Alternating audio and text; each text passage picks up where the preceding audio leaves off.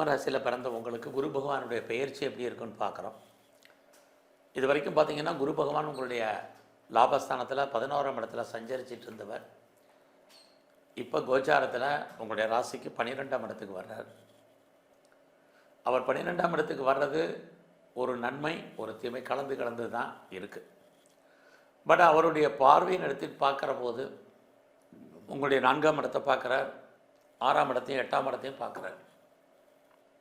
முதல்ல அவருடைய பார்வை 4ஆம் இடத்துக்கு விழக்கூடிய காலங்களில் உங்களை பொறுத்த வரைக்கும் இந்த வருஷம் எஜுகேஷன் ரொம்ப நல்லாயிருக்கும். குறிப்பாக அண்டர் எஜுகேஷன் யாரெல்லாம் ரொம்ப கனவாக நினச்சிட்டு இருக்கக்கூடிய இடம் வாங்கணும்னு ஆசைப்பட்டவங்களுக்கு அதுக்கான வாய்ப்புகள் சந்தர்ப்பங்கள் உருவாகும்.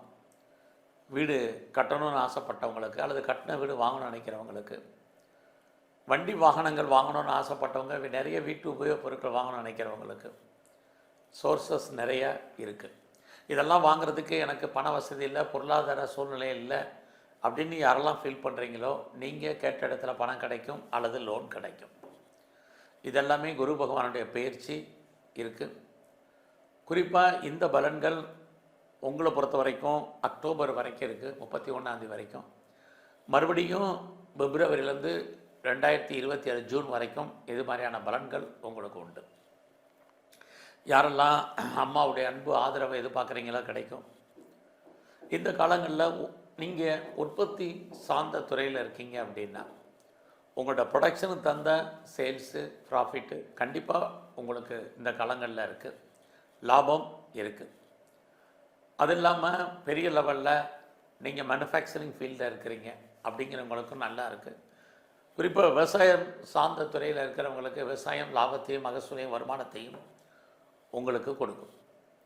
இந்த குரு பகவானுடைய பார்வையின் பிரகாரம் பார்க்குற போது சிம்மராசியில் பிறந்த உங்களுக்கு வேலை வாய்ப்புகள் நல்லா இருக்கும். யாரெல்லாம் வேலை பார்த்துட்ருக்கீங்களோ வேலையில் எஃபர்ட்டு கொடுங்க, உங்களுக்கான ரெகக்னைஸ் கண்டிப்பாக இருக்குது. யாரெல்லாம் வேலையை விட்டு வெளியில் வந்துட்டீங்களோ ட்ரை பண்ணுங்கள், பெட்டர் ஜாப் இருக்குது. இனி வேலையை விட்டு தூக்கிட்டாங்க அப்படிங்கிறவங்களும் முயற்சி பண்ணுங்கள், உங்களுக்கான ஜாப் ஆப்பர்ச்சுனிட்டி நல்லா இருக்குது.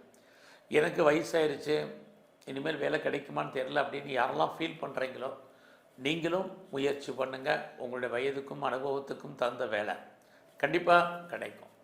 ஸோ வேலையில் சராசரி என்னெல்லாம் எதிர்பார்க்குறீங்களோ அது அத்தனையுமே உங்களுக்கு கிடைக்கும்.